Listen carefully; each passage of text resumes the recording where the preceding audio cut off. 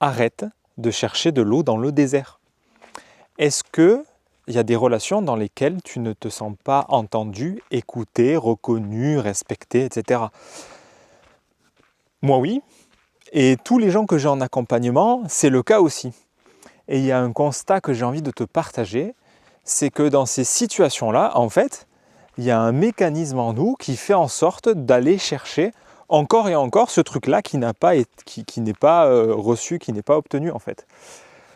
Donc il y a comme un vide intérieur qui cherche à être rempli et ça ne fonctionne pas puisque tu retombes toujours sur les mêmes personnes qui n'arrivent pas, qui ne te donnent pas ce que tu attends en fait. Et donc ça se répète, ça se répète, ça se répète et toi tu vis quelque chose de désagréable et d'intense à l'intérieur. Et c'est à ce moment-là où je répète cet adage depuis un certain temps dans les accompagnements. Arrête de chercher de l'eau dans le désert. Est-ce qu'il y a plus de probabilité d'aller trouver de l'eau dans le désert ou à l'océan? Alors quand c'est posé comme ça paraît absolument évident. Pourtant, pourquoi quand il s'agit de relations, c'est quelque chose qui ne nous percute pas? Je t'en ai parlé dans une précédente vidéo, celle sur l'empathie, je crois. Où en gros il est question de comprendre que quand j'ai été habitué à pas être vu, reconnu, respecté ou quoi que ce soit, mon système nerveux il sait juste pas ce que c'est de recevoir ça. Donc je vais avancer dans la vie en cherchant les mêmes références pour revivre les mêmes choses et je vais faire comme si j'étais surpris de ne pas recevoir ce que je veux. Alors qu'en fait je vais justement chercher des gens qui sont comme ça. Et c'est ainsi qu'en couple, on répète ce truc en fait. Et après on se dit mais il m'écoute pas, mais elle me respecte pas, et ainsi de suite. Alors que c'est moi qui choisis cette personne pour cette raison-là, entre autres. Donc l'idée, c'est pas de dire je vais changer l'autre ou je vais le forcer à me donner ce truc-là. C'est de regarder. Déjà de regarder l'endroit où j'attends quelque chose de l'extérieur, bien évidemment, et de commencer à changer à changer le focus. C'est-à-dire qu'au lieu que mon radar soit là, essayer de voir, il faut que je me remplisse, il faut que tu me remplisses, il faut que tu me remplisses. Attends. Comment moi je peux remplir l'endroit où je n'ai pas appris à me remplir et à être rempli. Et ça, c'est typiquement au début, ce travail de l'empathie, CF, la vidéo sur l'empathie, ça se fait avec quelqu'un qui en a. C'est pour ça que dans tes relations, je vais t'inviter fortement à regarder les gens qui possèdent ces gens qui te montrent, qui ont cet état de présence, qui sont capables de donner cet amour, cette présence, cette reconnaissance, ce respect ou quoi que ce soit. Moi aujourd'hui, je sais que si je veux vivre vraiment le fait d'être écouté dans mes émotions, dans mes besoins, ça n'est pas avec une personne de l'URSSAF, ça n'est pas avec un client ou avec un membre de la famille dans un repas de famille que ça va avoir lieu. Ça va avoir lieu avec des personnes qui m'ont prouvé, par de multiples fois, comme ma compagne, qui sont capables de ça. Donc il s'agit d'être très lucide sur qui est capable de te donner cette présence ou pas. Et bien évidemment, après, d'apprendre à le faire par toi-même.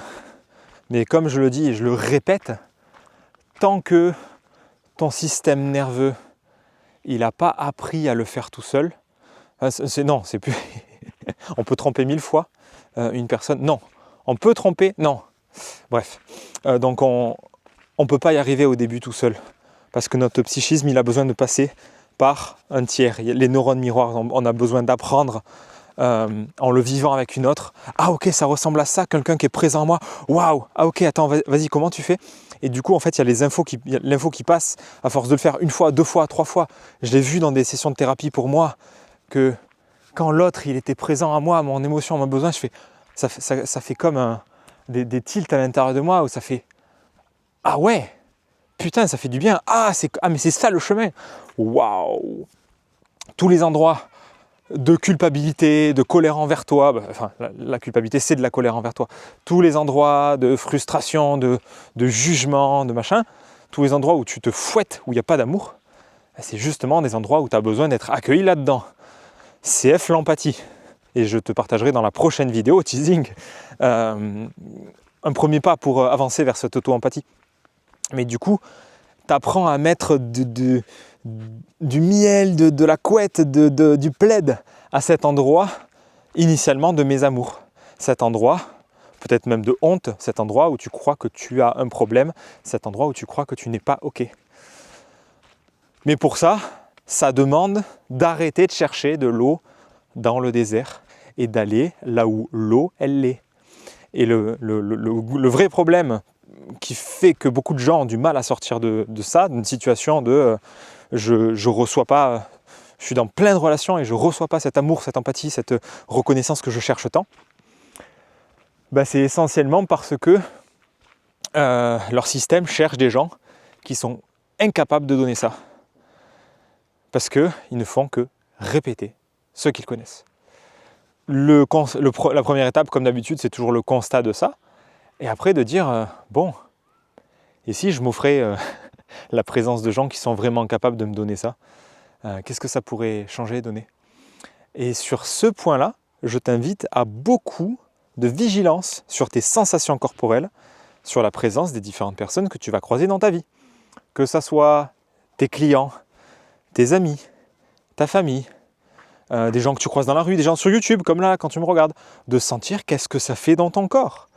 Et de mon expérience, quand je suis en présence de quelqu'un qui m'écoute vraiment dans ce que je vis, et que du coup je reçois cette empathie, cet amour, cette reconnaissance, quoi que ce soit, il y a un truc en moi qui fait « Ah !»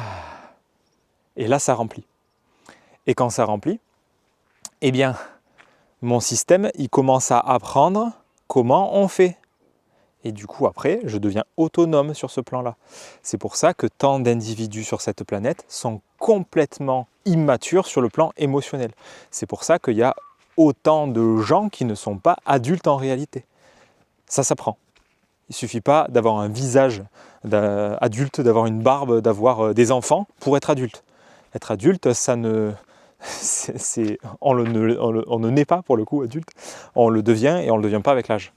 On le devient avec la maturité émotionnelle, psychique, psycho-émotionnelle, et avant tout en apprenant à être présent à soi. Et ça passe par une étape intermédiaire que quelqu'un, un tiers, soit réellement présent à soi. Et donc c'est tout l'art de choisir les bonnes personnes en fait, de savoir s'entourer. Et ça, c'est tout le blabla du dev perso qui a du sens de tu es la moyenne des 5 personnes que tu vois le plus, etc., etc. Ça a aussi du sens. Donc je te laisse avec ça. Et à demain pour la prochaine vidéo.